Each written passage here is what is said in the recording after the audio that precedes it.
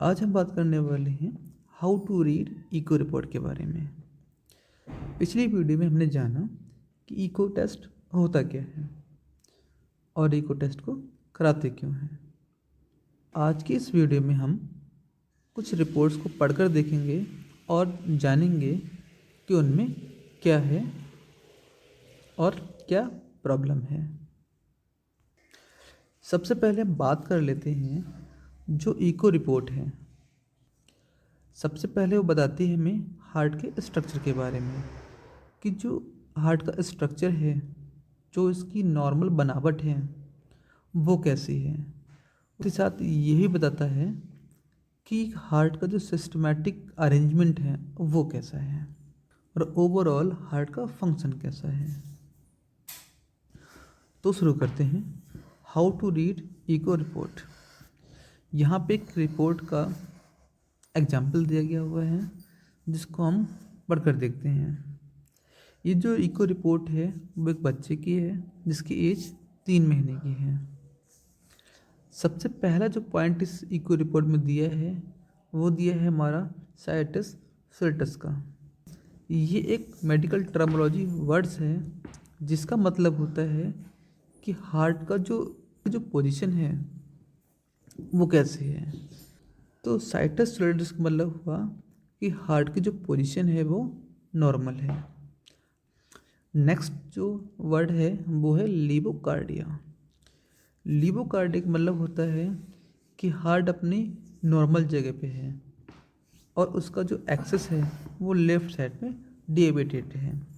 यानी कि normal condition में जो हार्ट होता है वो हल्का सा लेफ़्ट साइड की तरफ होता है। तो इस टर्म को बोलते हैं लीवोकार्डिया। अगर यही हार्ट अगर राइट साइड में डेविएटेड होता तो यहाँ पे जो वर्ड आता उसको हम कहते हैं डेक्स्ट्रोकार्डिया। तीसरा जो पॉइंट है वो है हमारा AB और BA कनेक्शन। यानी कि एट्रियम और वेंट्रिकल का रिलेशन कैसा है, कनेक्शन कैसा है उनका, और फिर जो हमारा वेंट्रिकल है और जो आर्टरीज हैं उनका कनेक्शन कैसा है। तो AB और BA जो कॉरिडोर्स है वो नॉर्मल है, यानी कि जो रिलेशन है वो नॉर्मल है। नेक्स्ट जो मेंशन किया है वो है नॉर्मल रिलेट ग्रेट आर्टरीज। यानी कि जो हार्ट की आर्टरीज हैं वो सारी नॉर्मल से जगह पे प्लेस्ड हैं। नेक्स्ट मेंशन किया इन्होंने नो MBP। यानी इसका मतलब होता है कि नो मिट्रल वाल्व प्रोलैप्स। ये जो पेशेंट की रिपोर्ट है वहाँ पे क्या है कि मिट्रल वाल्व जो है वो प्रोलैप्स नहीं है। नेक्स्ट जो मेंशन किया इन्होंने वो लिखा है नो करेक्शन ऑफ अरोट्रा आर्च और अरोट्रा। यानी कि अरोट्रा जो आर्च है और अरोट्रा के बीच में जो है वो प्रॉपर कनेक्शन ठीक है। नेक्स्ट ये है IBS। इस IBS का मतलब होता है इंट्रा वेंट्रिकल सेप्टम। यानी कि जो वेंट्रिकल होते हैं उनकी जो बीच की दीवार होती है उसको बोलते हैं हम इंट्रा वेंट्रिकल सेप्टम।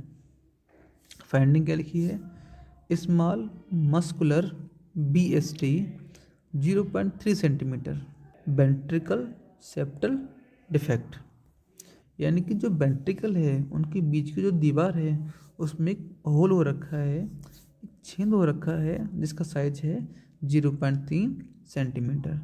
यानी कि जिस बच्चे की रिपोर्ट है उस बच्चे के हार्ट के जो नीचे के चैम्बर हैं उन चैम्बर के बीच की जो दीवार है उस दीवार में जो है एक छेद हो रखा है जिसको हम कहते हैं PST। Left to right shunt है, इसका मतलब हुआ कि ब्लड का फ्लो जो है वो लेफ़्ट से राइट की ओर हो रहा है। नेक्स्ट जो मेंशन किया है वो है माइल्ड TR। माइल्ड का मतलब बहुत हल्का सा और TR का मतलब होता है ट्राइकस्पिड वाल्व रिगस्टेशन। यानी कि ट्राइकस्पिड जो वाल्व है उसमें बैक फ्लो हो रहा है जो कि बहुत कम है। नेक्स्ट जो मेंशन किए है वो PASP है जो कि 41 mm और Hg है। इस PASP का मतलब होता है पल्मोनरी आर्टियर सिस्टोलिक प्रेशर जो कितना है 41 mm Hg है। नॉर्मल कंडीशन में क्या होता है PASP जो है वो हमारा 15 से 20 के बीच होता है बच्चों में, जो कि यहाँ पर बढ़ा हुआ है। इसके बाद जो मेंशन किया है नो एसडी और COA, यानी कि इस बच्चे की जो रिपोर्ट है इसमें कोई ASD नहीं है। ASD का मतलब होता है आर्टरियम सेप्टल डिफेक्ट, यानी कि जो ऊपर के चेम्बर हैं जिन्हें एट्रिया कहते हैं, उन एट्रिया के बीच की जो दीवार है उसमें कोई भी डिफेक्ट नहीं है। नेक्स्ट जो मेंशन किया है नॉर्मल RB सिस्टोलिक फंक्शन, यानी कि जो राइट वेंट्रिकल है उसका जो सिस्टोलिक फंक्शन है वो नॉर्मल है। नेक्स्ट इशू किया है नो इंट्राकार्डिक मास क्लॉट, कोई भी हार्ट के अंदर इंट्रा मास क्लॉट नहीं है। नेक्स्ट जो मेंशन किया है उन्होंने वो है नो पेरिकार्डियल इफ्यूजन, यानी हार्ट की जो बाहर की आउटर मोस्ट लेयर है जिसे हम पेरिकार्डियम कहते हैं, उसमें कोई भी इफ्यूज़न नहीं है। इफ्यूज़न का मतलब हुआ पानी या लिक्विड का भर जाना, यानी हार्ट की जो बाहर की लेयर है, आउटर लेयर है, अगर उसमें पानी या वाटर का अकोमलेशन हो जाता है तो उस कंडीशन को हम कहते हैं पेरिकार्डियल इफ्यूजन, जो कि यहाँ पर नहीं है।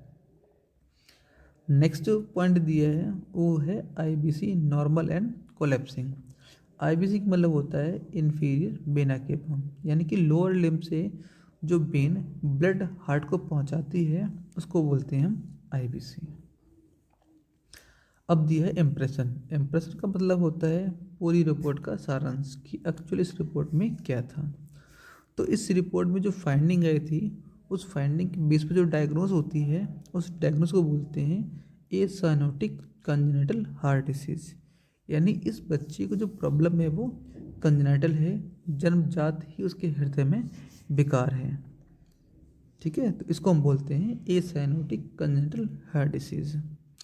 फिर एडवाइस है। एडवाइस में का मतलब हुआ कि आपके हार्ट में जो फाइंडिंग आई है, जो उसमें प्रॉब्लम आई है, उस प्रॉब्लम को किस कंसल्टेंट या डॉक्टर को दिखाना है उसके लिए एडवाइस करते हैं। तो उन्होंने यहाँ पे एडवाइस किया है पीडियाट्रिक कार्डियोलॉजिस्ट, यानी बच्चों को जो डॉक्टर होते हैं वो भी हार्ट के डॉक्टर जो होते हैं उनके पास फर्दर जाना होगा, इनको फर्दर इवैल्यूएशन एंड मैनेजमेंट, यानी कि इस जो प्रॉब्लम है ए साइनोटिक कंजेनिटल हार्ट डिसीज़ की जो प्रॉब्लम इस बच्चे में आई है, इस बच्चे का जो फर्दर मैनेजमेंट होगा, जो ट्रीटमेंट होगा वो एक पीडियाट्रिक कार्डियोलॉजिस्ट के अंडर में होगा।